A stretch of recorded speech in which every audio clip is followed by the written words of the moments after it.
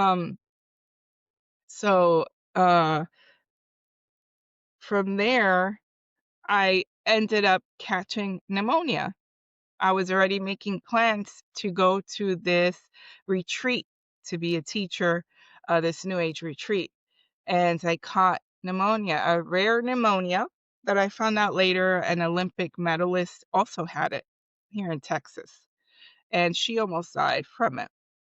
And so I ended up in the hospital.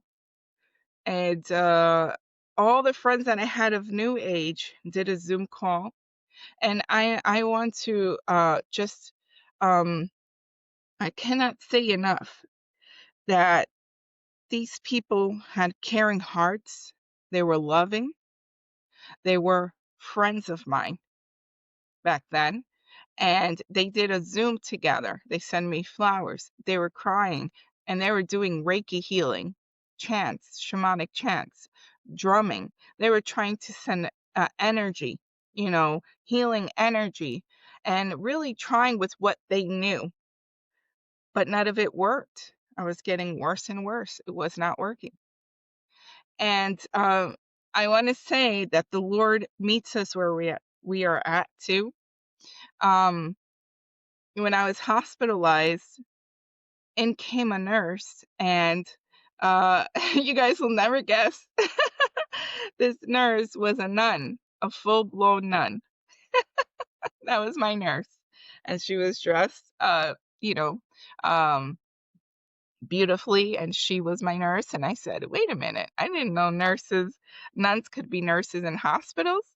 And she tended to me various times, and I asked her to pray for me, and she gave me a rosary. And I remember her um, because remember, I was going to Catholic church. So while I was in the hospital, it's getting worse, and I stopped eating, and I knew I was in trouble. And the Lord literally pushed the spirit guides that I was communicating with, all those dark things, all all those supposed, gifts that I had in New Age. He pushed it all aside. I did not hear not one spirit guide come through. I didn't see not one demon. I didn't see anything. It was just me, myself, and I. And I know it was a protection of the Lord. I would wonder, where's my spirit guide? Where's his past life husband spirit guide? How come I don't hear him? Um, so I'm getting worse now. I'm going into intensive care. And I told the doctor I don't want to die, and he just stayed quiet. There was no reassurance. He didn't say you're not going to die. I even passed out because I couldn't get enough oxygen.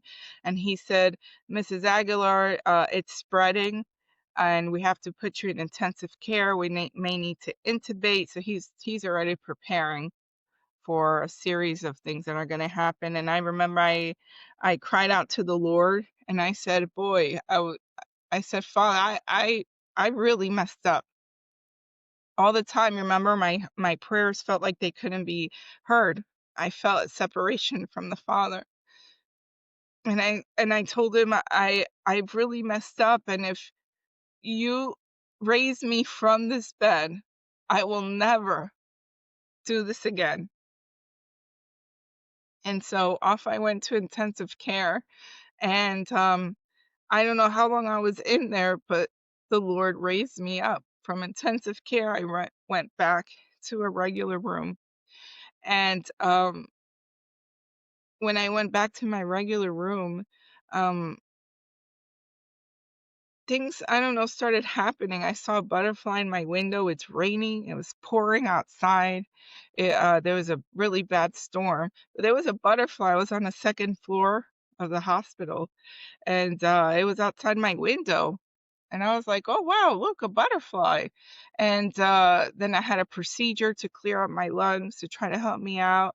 And it took me I came home, but I wasn't the same. I came out with oxygen tanks, with nurses' aid, with physical therapy, totally debilitated.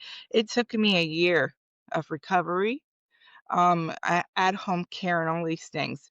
So the Lord lifted me up, and He spared my life. He took me out of that hospital, and I didn't die.